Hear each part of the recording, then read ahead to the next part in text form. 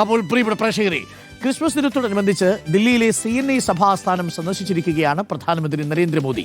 അരമണിക്കൂറോളം സഭാസ്ഥാനത്ത് ചിലവഴിച്ച പ്രധാനമന്ത്രി പ്രത്യേക പ്രാർത്ഥനകളിൽ പങ്കുചേരുകയും സഭാപ്രതിനിധികളുമായി കൂടിക്കാഴ്ച നടത്തുകയും ചെയ്തു.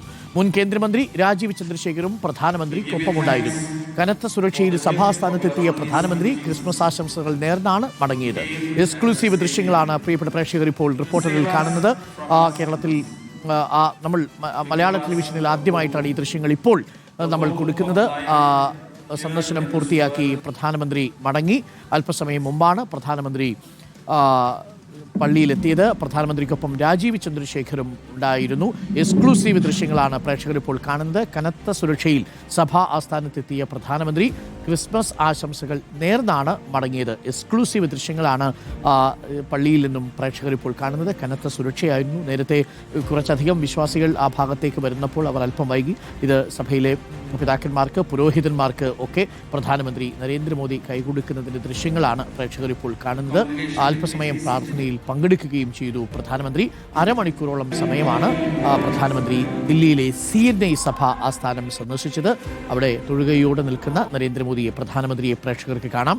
എക്സ്ക്ലൂസീവ് ദൃശ്യങ്ങളാണ്. റിപ്പോർട്ടർ എക്സ്ക്ലൂസീവ് വിഷ്വൽസ് ആദിൽ പാലോടുണ്ട്. ആദിൽ പാലോട്, ഇപ്പോൾ ഈ ദൃശ്യങ്ങളിൽ നമുക്ക് കാണാം പ്രധാനമന്ത്രി ഏകദേശം അരമണിക്കൂറോളം അവിടെ ചിലവഴിച്ചു, പ്രാർത്ഥനയിൽ പങ്കെടുത്തു.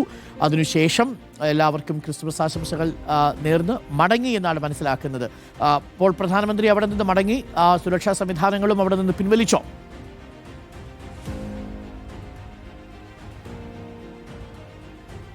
സുരക്ഷാ സംവിധാനങ്ങൾ പിൻവലിച്ചു. പ്രധാനമന്ത്രി മടങ്ങുകയും ചെയ്തു. ഏറ്റവും പ്രധാനപ്പെട്ട ചില ദൃശ്യങ്ങൾ, അത് എക്സ്ക്ലൂസീവ് ദൃശ്യങ്ങളാണ്.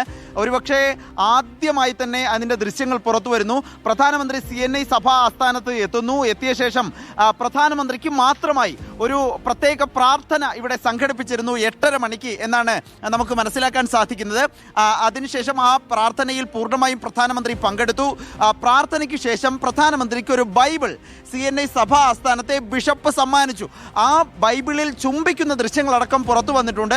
ഏതായാലും പ്രധാനമന്ത്രിയുടെ പ്രാർത്ഥന കഴിഞ്ഞ് അരമണിക്കൂർ നേരം ബിഷപ്പുമായി ചെലവഴിച്ച ശേഷമാണ് ഇവിടെ നിന്നും പിരിഞ്ഞു പോയിട്ടുള്ളത്. വിശ്വാസികളും ആ സമയത്ത് പ്രധാനമന്ത്രിക്ക് വേണ്ടി പ്രത്യേകമായി നടത്തിയ പ്രാർത്ഥനയിൽ ഒപ്പമുണ്ടായിരുന്നു. രാജീവ് ചന്ദ്രശേഖറും ഉണ്ടായിരുന്നു. അതിനുശേഷം രാജീവ് ചന്ദ്രശേഖർ പ്രതികരണം നൽകി മടങ്ങുകയും ചെയ്തു. ഏതായാലും പ്രധാനമന്ത്രിയുടെ സന്ദർശനം ഒരു പൊളിറ്റിക്കൽ സന്ദേശമാണ്, രാഷ്ട്രീയ സന്ദേശമാണ് എന്ന് BJP നേതാക്കൾ പറയുന്നു. അതിൻ്റെ ദൃശ്യങ്ങൾ കൂടി പുറത്തു വരുമ്പോഴാണ് അതിൻ്റെ പൂർണ്ണ അർത്ഥത്തിൽ അത് മനസ്സിലാക്കാനും സാധിക്കുക. പ്രത്യേകിച്ച് പ്രധാനമന്ത്രി ബൈബിളിൽ ചുംബിക്കുകയും പ്രാർത്ഥനയിൽ അരമണിക്കൂർ നേരം ഇരിക്കുകയും ചെയ്ത ദൃശ്യങ്ങളാണ് ഇപ്പോൾ റിപ്പോർട്ടർ TV പുറത്തുവിടുന്നത്. അരുൺകുമാർ. പ്രിയപ്പെട്ട പ്രേക്ഷകരെ, അത് സന്തോഷമുള്ളൊരു കാര്യമാണ്. പ്രധാനമന്ത്രി ബൈബിളിൽ മുത്തമിട്ടിരിക്കുന്നു.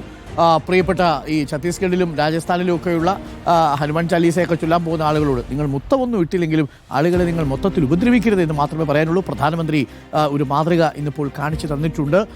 അത് എല്ലാവരും പിന്തുടരുക എന്നുള്ളതാണ്. അപ്പോൾ പ്രിയപ്പെട്ട പ്രേക്ഷകരെ, നമ്മളുടെ ഗായക സംഘം ഇവിടെയുണ്ട്. കാൻറ്റിൽസ് ബാൻഡ്